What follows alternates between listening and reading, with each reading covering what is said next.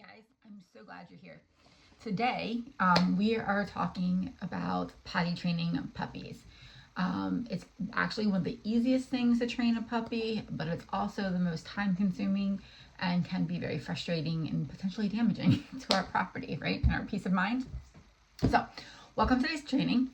I'm so glad you're here. If you've ever felt frustrated, tired of cleaning up messes, accidents, or just overwhelmed by potty training your puppy, you are not alone, I promise you. This is the number one question addressed by new puppy owners, and that's why I wanted to create this free video workshop for you. I decided to record it, so it will be living in the Facebook group forever and ever, amen. And I'll probably post it over in the YouTube channel as well, because I think it is so important, and that there are so many myths and things that people don't know that they're doing wrong, obviously not intentionally, that we could just flip the script on and make it a much smoother transition for you and for the puppy, and your bonding process through all of the dog's life, really. So today's goal is to make it easier for you. So by the end of the workshop today, this is my goal for you. I will show you 3 simple steps to help your puppy learn where to go, plus the most common mistakes that I see and the questions that I'm asked the most, and that might be on your mind as well. All right. If you have any additional questions,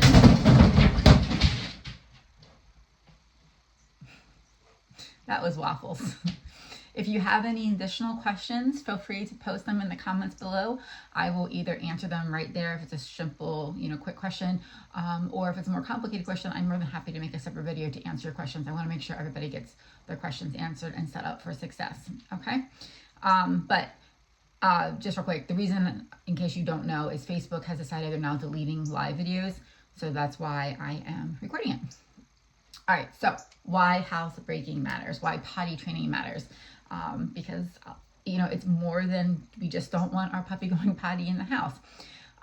Potty training isn't just about keeping your floors clean. It's not. It's about building communication and trust with your puppy. When your pup understands where to go, they feel safe. They feel confident. And we all know the number one goal in training any puppy is making them confident and not anxious, because that can lead to a whole host of problems. And this is step 1. So we want puppy to feel confident, and we want you to feel confident. And once you're confident, every other aspect of puppy raising is easier for you and for the pup. So most surveys show that housebreaking is the number one frustration for new dog parents. The good news, it's also one of the fastest wins. All right, so let's just jump in. I don't want this to be full of fluff. I want it to be valuable for you. All right, so so let's back up. What I'm going to do is give you step by step what I call the 3 steps of successfully potty training your puppy. Okay, it's simple as that. 1, 2, 3. Number 1 is the whole time rule, the potty schedule, the hour rule, whatever you want to call it. The rule of thumb is puppies can hold it about 1 hour per month. So that means at age 2 months, they need to go potty every 2 hours. At 3 months, every 3 hours. All right. We want to build a schedule around this, but also around our life, right? So first thing in the morning, obviously the first thing they want to do when they wake up, anytime you get them out of the crate, anytime they've been asleep and wake up, we want to get them outside. All right, so the first thing in the morning, after every meal, after every playtime, because playtime gets their little bladders moving and we need to get them outside, after naps, and of course before bed. Now, those are going to be anchors in your schedule, but you always want to hit those, even if they're inside the hour rule for your puppy. We want to make sure we hit those. Then, in addition to that, anytime we have a gap bigger than that hour rule for, if you have a 2-month-old puppy for 2 hours, then we make sure we add an additional break in there. So I hope that makes sense to you. So at night, this can be a little bit different. We obviously want to make sure they go out and go potty right before bedtime. And depending on the age, we might want to set a quick alarm for a middle of the night potty break if the pup is not where we can hear them whining or waking up. But ideally, if you can hear them moving around the crate, that means they woke up and they're kind of getting a little wiggly because they're doing the little potty dance inside their crate. Because again, anytime they wake up from a nap, they're going to have to go. So you can either set that alarm for yourself if it's easier for you, or if you have the puppy someplace where that is going to wake you up, you can do it that way either. I remember when my son was raising Egypt was our black golden that was a seeing eye dog. He became our forever dog due to COVID. But I remember laying in bed at nighttime and hearing Ben wake up and getting Egypt, out and walking him down the steps. Okay, let's go. Like 2, 3 o'clock in the morning. And I remember just laying in bed thinking, it's payback time. But he had Egypt in his room, so he could hear when Egypt woke up or started getting restless or moving around, and he knew it was time to take him out. But if you don't have that set up, make sure you use an alarm. So even if you have to wake the puppy up a little bit, put him out in the grass, give him his cue word, go potty, let him pee, and then put him back. We don't want to play at this time. We don't want to give, we can give them a little reward, but we don't want to give them food or water or anything like that. We just want to get it done and put them away so that they don't get in the habit of it's playtime. All right, so that's number 1, the hour rule. Number 2 is consistency and the potty cue, which I already just mentioned. So consistency is your best friend.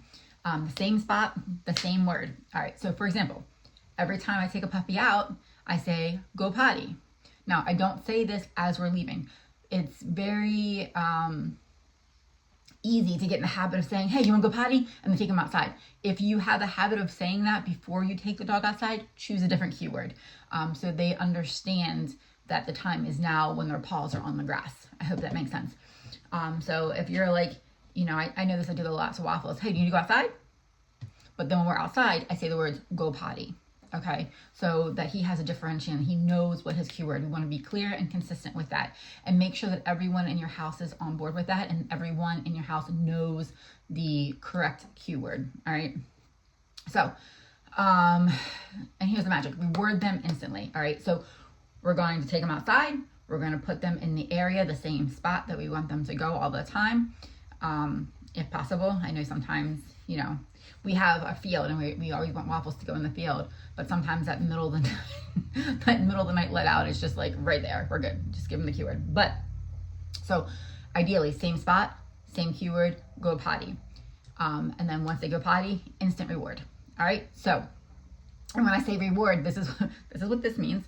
It means a treat. Okay. So at this point in time, because this is a foundation for many, many things that we're going to do in the future with our dogs, I suggest high reward treats. One thing that we always used with Waffles was a freeze-dried beef liver. It was small, so it was a perfect training treat. It's healthy, so I don't have to worry about, I'm giving him too much crap in his diet. And it's protein, obviously. It's pure protein, which is what our puppies need to thrive. So I have a link in that. I'll throw it up there for you if anybody wants it. The ones that we used. Because some of them you order and they're like really big chunks, and you want to make sure you get the small ones, especially with the small with puppies, and we're giving them so frequently. So number 1 is the hour rule. Number 2 is consistency and potty cue. Consistency in location, consistency in the potty cue. All right, and then rewarding them rewarding them right away. Right, that way the puppy understands. Oh, mom said go potty. I peed. I got treats. It's that simple. Once they know what they're being told to do and they can do it, they're not confused, they're not anxious, and that's what we want. What we don't want is, I'll get into that later. I don't want to get ahead of myself. All right.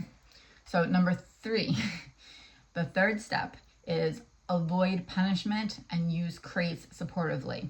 All right. And take a moment to hear that yes, I am a big proponent of crate training for multiple reasons that I don't want to dive into a separate hole today. But in a nutshell, dogs are by nature den animals. They seek out a crate or a space to be their safe spot, especially when they're younger and their instincts are stronger. So we want to make sure that that we are utilizing the crate as a tool, not as a punishment. Okay, we want them to know that's their safe space. Fast forward, Waffles is almost 2. We don't really use the crate inside the house any longer. There's nothing wrong if we do. Egypt loves his crate, so he continued to use his crate at this point in his life. But you never know when you're going to need a crate, whether it's going to be an emergency evacuation situation, it's going to be a vet visit, a hospitalization, or a family emergency that he has to be someplace else, or kenneled. You never know when he's going to have to need the crate, transportation. And it's just the safest place for him to be, and for him to know his environment. It takes a lot of anxiety off from. Case in point, real quick, before I jump back in. Waffles, when he was little, was not a good traveler. He did not like car rides. He did not like cars. So he traveled much better when we had his crate in the car, because once you put him in the crate, he's like, oh, I know this space. This is my space and it's safe and I'm okay. And he would settle down and sleep. But if we had him, in a harness or a seatbelt or with the kids or at the floor, he just was not comfortable. He's much better now. Obviously, he's older, but that's just one example of how using the crate has benefited our lives. All right, so back to step 3. Avoid punishment and use a crate supportively. Okay, so let's talk about what not to do. All right, punishment does not work. It just confuses them. Yelling at them, or rubbing their nose in it, it just teaches them fear and confusion. Puppies don't connect the accident with your reaction because it did not happen right away most of the time. And all they knew is their little bodies told them they had to go, and they went. And they don't understand. So let's not create fear and anxiety in our puppies when we're trying to train them and teach them to feel safe with us, okay? The last thing you want in life is an anxious dog. An anxious dog or a fearful dog is not a fun dog to have for many, many reasons. And it can also be a detriment to them or people around them, okay? So very early in the stage, we want them to know that we love them, that we're supporting them, and that we are here for them. So here's everything. If your dog is having accidents in the house, it's not their fault. It's yours. Let that sink in for a second. If your dog is having accidents in the house, it is not their fault. It is yours. I know that may sound harsh, and you might be saying, but Linda, I just took them outside. Well, they didn't stay out long enough. But Linda, they just did this, they just did that, whatever, they didn't go. I've restricted their water, I've done all these things. If their little bodies have to go, it is your job to provide a safe place for them to go. I'm not a huge proponent of puppy pads because that doesn't teach them where to go. It just teaches them, I have to go, I'll go over here. It doesn't teach them to go outside in the place they need to go. There is a place and a time for them on occasion, but as a rule of thumb, I don't recommend puppy pads. But so instead, also use the crate as a supportive tool. Dogs won't naturally soil where they sleep, okay? It's just their instinct. So if you have a crate that's too big for your pup, they're gonna soil in the back corner and they're gonna sleep in the front, or vice versa. So you wanna make sure your crate is just big enough. Now, if you have a bigger crate because you have a large breed dog that's gonna grow and get bigger, that's perfectly fine. You can get dividers or find some way to make it temporarily smaller for them, or just invest in a smaller crate. Facebook Marketplace is great to get secondhand crates that you're gonna only use temporarily, right? So as long as the dog has enough room to walk in, stand, turn around, and lay down, okay? They don't need a section for their food bowls or their toys or anything else like that. They just need to be able to turn around. It should be high enough for them to stand up at their stage in life and then lay down. That's all they need to do, all right? So if you know you're gonna be distracted for a while and you're not gonna be able to watch your puppy, it's a great place to put them. It's a safe place.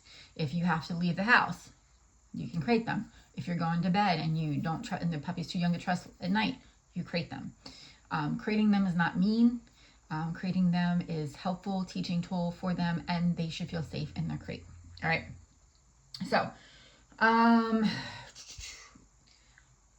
also, unless your dog, of course, likes to chew things up, you can put a toy in there, or a little blanket or a towel or whatever. I know we always had a towel in Waffle's crate. So, all right, now back to things not to do. Common mistakes to avoid is too much freedom too soon, and this is where the crate comes in. Puppies earn their freedom with potty successes. So as you're seeing that they are going potty outside and they're understanding, or they're letting you know when they have to go, they're going to the door, if you're using a button or a bell or whatever, they're letting you know, and they're being good inside of their 2, 3, 4 hour rule, then they can earn their freedom. But until then, we want to use baby gates, we want to use pens, or keep them with you constantly so that you can see when they start acting like they got a pee-pee. You know what I mean? You can tell when a puppy has to go potty, or if you're in the office working and the puppy's sleeping next to you, you can see when the puppy wakes up, and then you know it's a cue to take him outside. All right. So mistake number 1 is too much freedom too soon. Number 2, waiting too long between breaks, which actually ties back to number 1. If you have a 2-month-old puppy and you push that 2 hours and they have an accident, you have set them up to fail. This is what I said earlier. It's your fault. Stick to their age-appropriate schedule. Use timers if you have to. Timers and alarm. We're all guilty of getting engrossed in a movie or getting busy reading something or doing something or talking to someone. Use your timers. It's a tool for you, and it's a tool to help set your puppy up for success. All right. Forgetting the reward. Now, I mentioned I use the freeze-dried beef livers, the small ones. It's a high-value reward. Puppies love it because dogs like meat, right? And you want to have them. I'm a dog walker, so most of the time I have treats in my pocket. But in any other situation, you might be helpful to have a little bag of treats hanging, by the door or on the way out, so that when you're taking the puppy out, keep them with your leash and your, harness or whatever you're using for your puppy. Keep them there so that when you're heading out to take the puppy out, you just grab them. It's not an extra thought you have to do. Set yourself up for success, so you can grab everything you need on the way out the door. Because we want to reward them like right away. 2 minutes or less. If you have to go back in because you forgot, go ahead and do it. Still reward them. But ideally, immediately, if there's power in that instant, yes, that's it. Because puppy pees, puppy gets treat, yay, puppy's happy, puppy understands. And that's what we want. We want to be able to clearly communicate with our puppy. All right, punishing after the fact. We spoke about this earlier. If you find a puddle, you've missed your opportunity. It's not their bad behavior, it's your bad planning. And then last but not least, for common mistakes is inconsistent caregivers. This is not always under your complete control to an extent, but you need to make sure everyone in the house, dog walkers, pet sitters, when grandma comes over to visit, everyone that is having a hand in taking care of your puppy must follow the same routine, the same words, the same timing. Everyone should know your potty cue and use your potty cue. And of course, know where the treats are, because puppies thrive on consistency. And if they can get a consistent routine and get consistent markers and cues from multiple people, that is just going to even make them stronger in their obedience and stronger in their bond and understanding to move forward. So, because the next thing after potty training, that's when we start working on things like, sit and, down and come and all those other commands. Once they've understand how to make you happy in essence, and to know that they've done a good job, all those basic skills we're learning here at potty training will continue into basic command training. All right. So set yourself up for success. You want to make sure there is communication with everyone that is taking care of your dog. If you have grandma coming over, randomly once in a while, then stay with them. Don't let her take the dog out to potty unless she knows what she needs to do. That way you can administer a cue word or instruct her. It's really not that hard. All right. So one other thing I wanted to cover is most commonly asked questions. So FAQs, right? So these are questions that I have received from people as a dog walker. That people have asked me that I've over time, or I've seen people post in groups or whatever. So they might be questions that you have. So I want to make sure I address them up front. All right. So I know I mentioned this earlier. One is, why does my puppy pee again right after we come inside? Well, it's simple. Your puppy didn't finish. Maybe you gave him the treat too soon. You played with them and he's like, oh, he got distracted and he stopped what he was doing. He didn't finish. So if your puppy has a habit of doing that, stay outside a little longer. Don't engage with him in a playful manner until he's had time to empty his bladder fully. The other thing, so if you're taking your dog out and you're putting him in one spot to pee, it might be that they just need to walk a little bit. So you want to make, obviously exercise is good, but potty breaks, you could take him out, walk him, see if he has to pee again, sniff something else. Another thing to think of is if he's coming in, if he is peeing in the house every time he comes back in and he's peeing in the same spot, it could be because he smells it. And so you want to make sure you get a good enzyme cleaner to clean any spots that your dog or other animals have had accidents in the house. Let me tell you, a good enzyme cleaner is worth its weight in gold. I have one that I recommend. I've tried 3 or 4.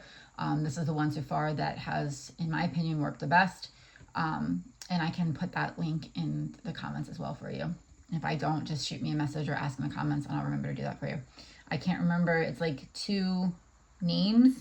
I can't remember the brands, or I would It'll come to me, hopefully. But if not, I'll put it in the comments. All right, so next question. What if my puppy only goes when walking and not in the yard? So you will take your, and this is usually for number 2, pooping. If you feel like your puppy doesn't go when you put him in the backyard to go potty, but you have to walk him like up and down the street.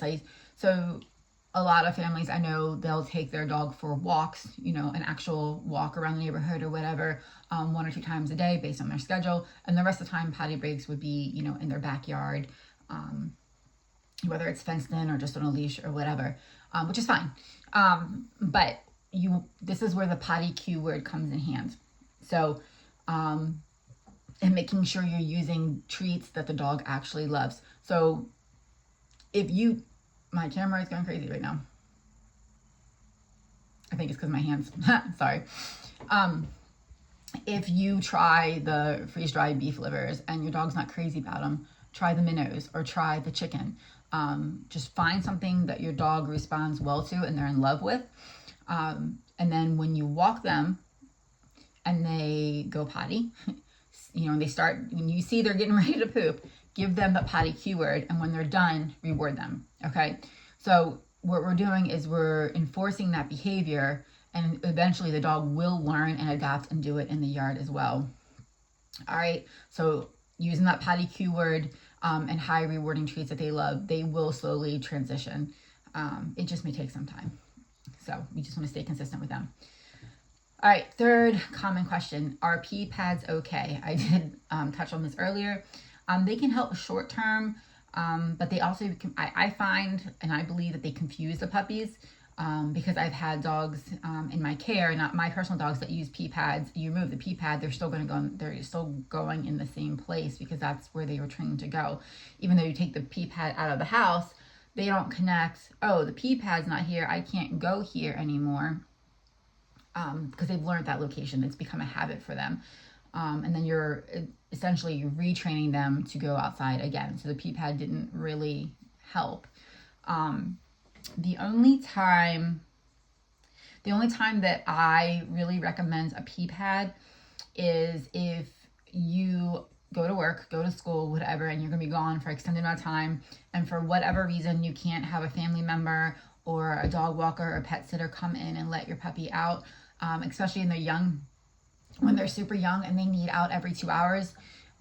You can set up their crate with like an X pen around it, so they have their crate and their safe space, and then you can put the pee pad out in the crate, outside of the crate in the penned area, so that they have a place to go when they need to. And it's easy to clean up, but it's not really for training them. It's just to make your life easier when cleaning up the mess. And hopefully that works, because I've also had dogs that will literally stand on the pee pad and pee or poop next to it because they don't understand. So yeah, they can help short term, but I really feel like they kind of confuse the puppy more than anything. But if you do choose to use them, especially when the puppies are super, super young, which is fine, just make sure you phase them out as they get bigger and they're able to hold their bladder longer.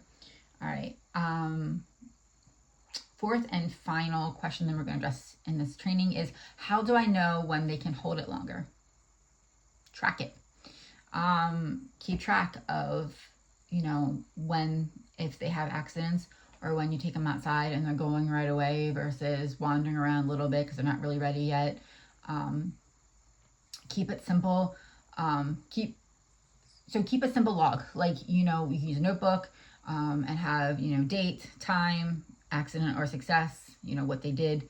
I'm trying to think of when I set up.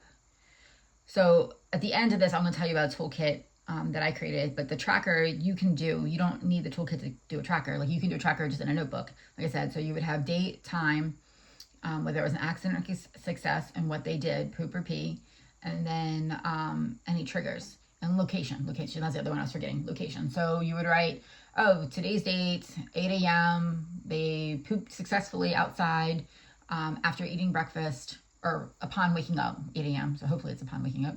And then, just any notes that you have. Or, today's date, 10 a.m., they had a pee accident in the house because it was past their time, or because they woke up and I didn't take them outside, or they were playing and all of a sudden they stopped and peed, because that happens a lot. That was probably Waffle's number one accident trigger, was he'd be in the middle playing and all of a sudden he would just stop and we're like, ah, because at that point it's too late. As soon as he would stop playing and like freeze, like we knew it was about to flow. All right.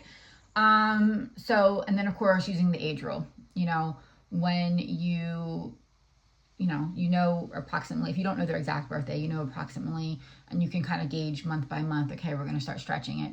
Maybe you don't jump a full hour right away, maybe you jump 30 minutes. And if they do good, then you just keep that for a week and then jump another 30 minutes. So how do you know when you hold it? Just track it and use the rule that we talked about in step 1. All right, so let's recap. All right, good. I'm trying to stay under 30 minutes for you guys. All right, so number 1 rule, follow the hold time rule and set a potty schedule. Use timers. Number 2, stay consistent with potty cue words and reward immediately. And step 3, avoid punishment and utilize the crate supportively. Okay. And bonus rule, I guess, is to make sure any accidents get cleaned up right away with a good enzyme cleaner so that they're not going back to that same spot. All right. So we've covered a lot of the most common mistakes and some facts or FAQs that I hear all the time. So what I did was I created a toolkit for you guys. So if you feel like you got enough information from this workshop and you got notes or whatever and you're ready to rock and roll, great. If you feel like that was a lot of information, I would like it laid out for me in print form. That's what this toolkit is for. All right. It's called the Puppy Potty Training Toolkit. I like my alliterations. And everything we talked about today is in one place for you. It's all included. It has the quick reference guide with the 3 steps, age by age potty schedule, a age by age potty chart. So like, how old they are, even if they're under, 1 month or 2 month old. Also has a suggested daily schedule that you can adjust for your dog and your life, but kind of suggested of where and why we put potty breaks in. The top 10 mistakes, we only covered the top 4 today in the video, but I put in the top 10 mistakes. And also the top 10 questions asked about potty training are in there, as well as success tracker. So there is a tracker. The tracker I suggested you could do in a notebook. There's a printable tracker in there as well that you can do, which is nice when you have the same format, because then you can see the patterns and you can highlight it or circle or whatever. So anyway, the Puppy Potty Training Toolkit is $9.97. And that link will be out there for you too as well if you want that. Let's see if I forgot anything. I'm going to see if I can pull up the kit. So make sure I didn't forget anything. Puppy Potty Training Toolkit. We got the welcome, how to use toolkit, the reference guide, the 3 steps with pro tips and why it works, the potty schedule. I said that. The sample daily routine. Routines are great. Dogs love routines. Top 10 common mistakes, top 10 questions, potty tracker. Oh, and how to teach a potty cue. I knew there was something else I added in there, a step-by-step walking you through how to teach a potty cue. That way, you can post it on the refrigerator. You can write your potty cue on there that you're using, whether it's Go Potty. I once had a friend that their potty cue for the dog was make. And I just thought that was the weirdest thing. She'd take her dog out and be like, make, and say the dog's name. I'm not going to say it here in case anyone knows them, but I thought that was weird. Anyway, but it can be whatever you want it to be. The dog doesn't know English. The dog learns communication from you. So it could be Red Bull. It doesn't matter what it is, as long as it's consistent and the dog learns it. So yeah, 5 steps on how to do a potty cue with a little chart. And then of course a letter from me. So that's what you find in the Puppy Potty Training Toolkit. If you're interested, again, it's $9.97. And again, it just adds a little bit more than we covered today. It goes a little bit deeper, but it's in print form. So if you like print form, you want a recap, you want the notes, if you're a nerd like me, go for it. It's there for you. But if you got enough from today, that's great. Let me know if you have any questions in the comments that I did not address. I want to make sure I cover this topic fully and completely for you guys. But remember, potty training is not about perfection. It's about progress. One of my favorite sayings is progress over perfection, because trying to hit perfect sometimes sets us back or causes us to kind of freeze in our steps, right? So you've got this. And as always, may your days be filled with wagging tails, answered prayers, and fun adventure.